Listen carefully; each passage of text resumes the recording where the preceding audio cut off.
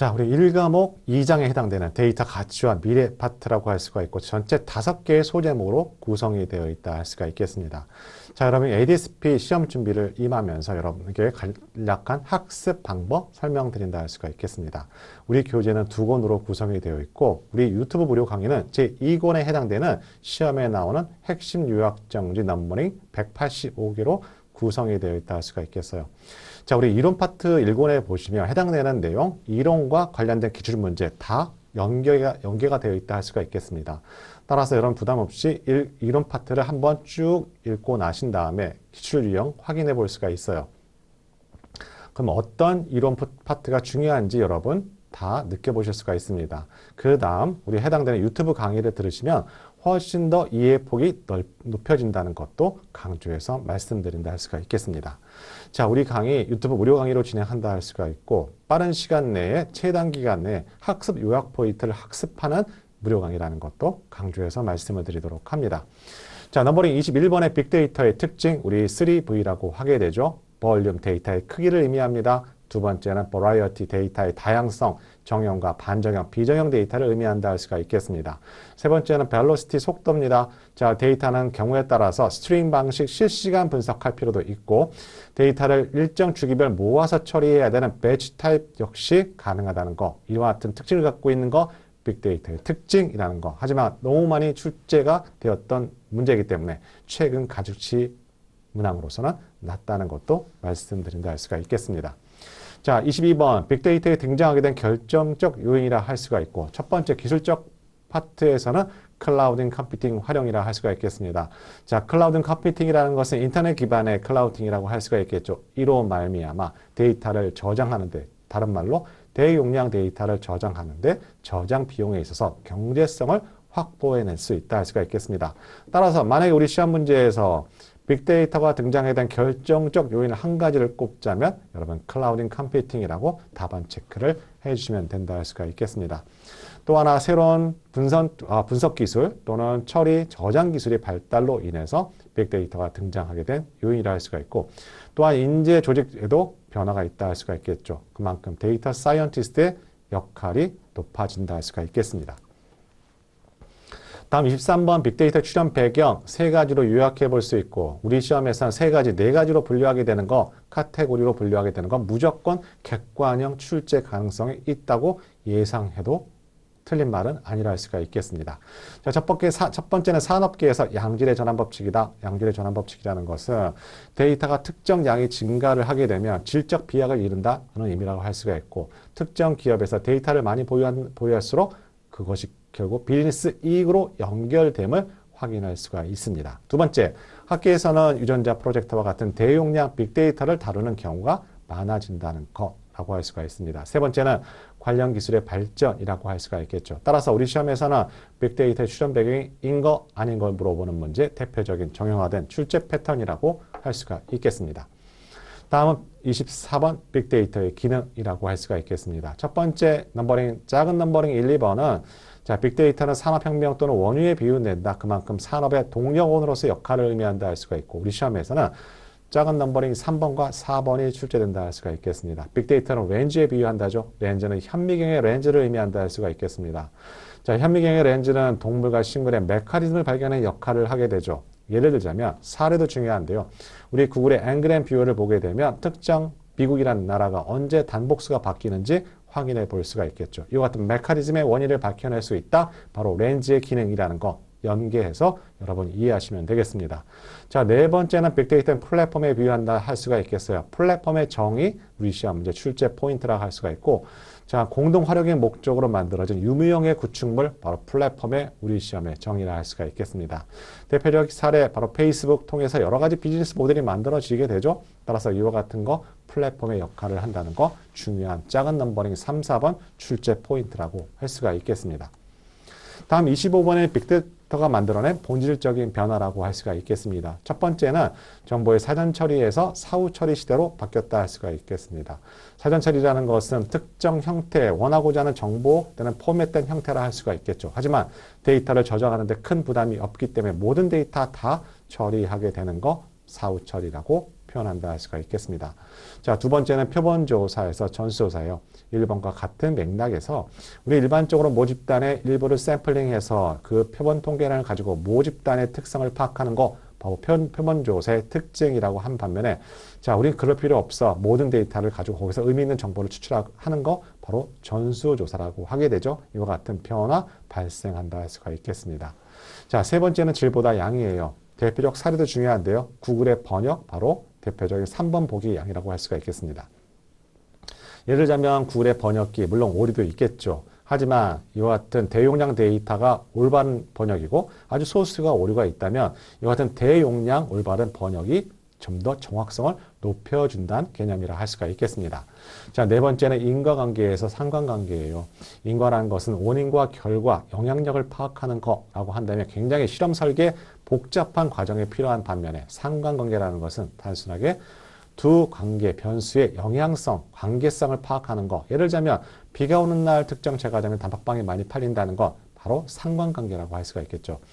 우리는 단순하게 상관관계 파악만 통해서도 비즈니스 이익을 만들어낼 수 있다는 거 바로 빅데이터의 본질적인 변화라고 할 수가 있고 우리 시험 문제에서 네 가지를 물어보는 문제 너무나 정형화된 순서 바꾸기 문제 예를 들자면 사후 처리에서 사전 처리 형태의 대표적 정형화 문제라고 할 수가 있고 절대 틀려서는 안 되는 문항이라는 것도 강조해서 말씀을 드리도록 합니다. 다음 26번이에요. 빅데이터의 가치 산정이 어려운 이유 세 가지인데요. 역시 세 가지면 객관형 타입 2라고 할 수가 있겠죠. 첫 번째 데이터 활용 방식이에요. 첫 번째 재사용 사례입니다. 자, 우리 여러분 구글에 검색하는 검색 결과들 다시 재사용한다 할 수가 있겠죠. 두 번째는 다목적용 사례예요. 우리 전기자동차의 배터리는 충전 시간은 그 지역의 주유소 위치로 같이 겸해서 확인해 볼 수 있고 CCTV도 우리 절도범을 잡는 거 목적으로 했지만 그 소비자들의 구매 패턴도 CCTV를 통해서 확인 가능하다 할 수가 있겠습니다.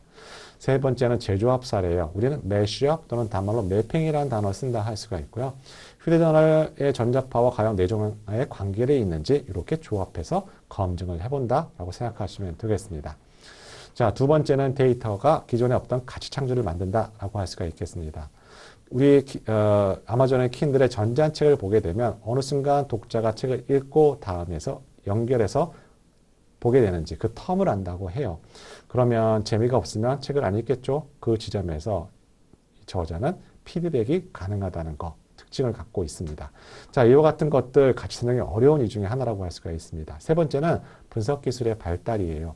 우리 소셜 미디어 데이터, 비정형 데이터, 텍스트 마이닝 기법 만들어진다 할 수가 있겠죠. 자, 이와 같은 우리 시험에서 빅데이터의 가치 산정이 어려운 이유가 아닌 것은 대표적인 출제 이용이라는 것도 강조해서 말씀드리도록 합니다. 자, 다음 27번은 빅데이터의 활용 대표 사례입니다. 물론 여기에 나와 있는 경우보다 훨씬 더 많겠죠. 하지만 기본적 우리 여기 있는 활용사는 알고 있어야 되고 부족한 부분은 기출 문제에서 보완을 하도록 합니다. 자, 기업 활용의 대표적 구글 검색이 있고요. 월마트의 구매 패턴 분석, IBM 왓슨이 있습니다.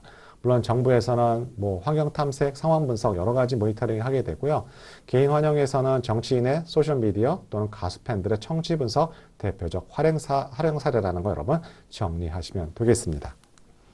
다음 28번 우리 시험 문제에서 우리 가장 1과목 데이터 2의 파트에서 가중치 있는 부분이라 할 수가 있겠습니다. 한 번도 빠진 적이 없어요.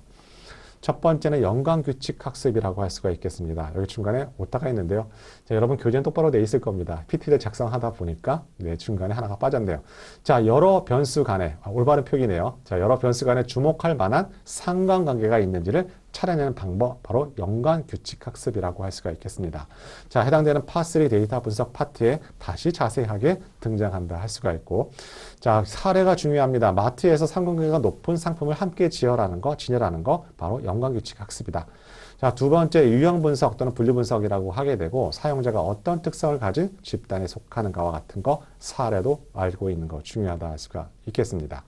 세 번째는 유저 알고리즘이에요. 항상 이 문제가 단답형으로 등장하게 되면 최적화란 키워드 알고리즘 등장한다 할 수가 있겠습니다. 또한 아래에 해당되는 사례 역시 여러분 연계해서 알고 있는 거 중요하다 할 수가 있겠습니다. 우리 넘버링, 작은 넘버링 4번에는 머신러닝 기계학습이라 할 수가 있겠습니다. 학습 데이터를 학습시켜서 해당되는 분류모형, 예측 모형을 만들게 되는 거라고 할 수가 있고, 우리 3과목에 나와 있는 파3의 대부분 분류 알고리즘, 머신러닝 알고리즘이라 할 수가 있겠습니다. 다섯 번째, 회귀 분석입니다. 독립변수와 종속변수, 즉 독립변수라는 것은 결과에 영향을 주는 원인 변수, 종속 변수는 독립변수에 영향을 받는 변수, 이 두 변수의 영향력을 파악하는 거 회귀 분석이라고 하게 되고, 파3 데이터 분석 파트의 통계 분석 파트에 배치되어 있다 할 수가 있겠습니다. 다음 여섯 번째, 감정 분석 또는 감성 분석이라고 하게 되고요.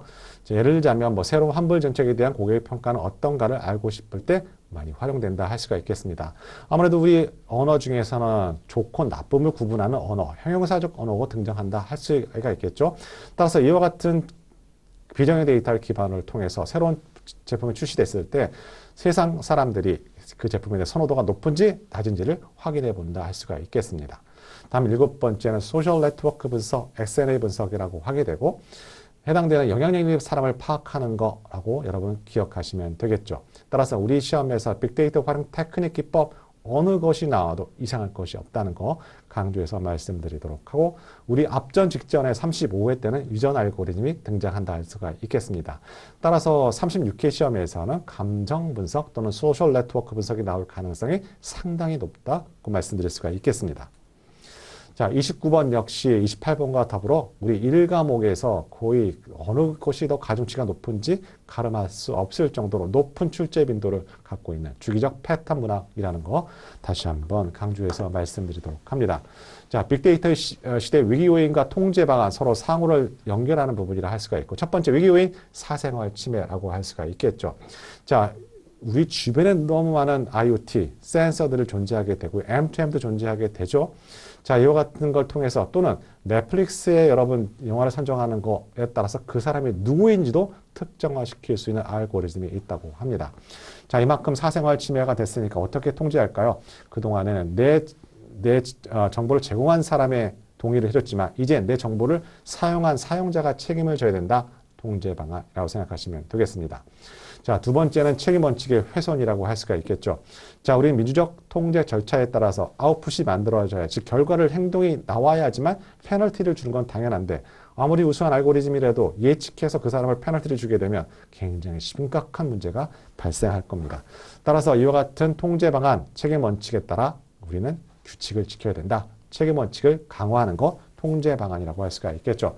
세 번째는 데이터 오형입니다. 자, 이와 같은 알고리즘, 인간이 특정 가정하에서 만들어진 알고리즘이라고 할 수가 있겠죠. 자, 이와 같은 통제 방안 뭘까요? 자, 데이터 알고리즘에 대한 접근권 허용이라고 할 수가 있겠죠. 자, 이와 같은 접근권을 허용해서 뭐가 잘못되는지 우리 확인해 볼 수가 있고, 이와 같은 피해가 발생을 할 때 구제해 주는 전문가 알고리즘리스트라고 할 수가 있겠습니다. 다시 한번 강조드립니다. 29번 너무 중요합니다.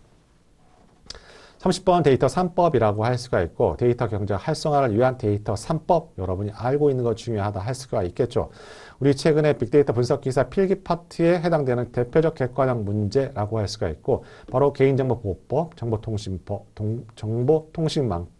신용정보법이 있다 할 수가 있겠습니다. 자, 어떤 분은 과연 내가 이와 같은 개인정보법 조문까지 알고 있어야 되느냐라고 퀘스천 마크를 붙인다면, 이 개인정보법 데이터 3법은 일반법입니다.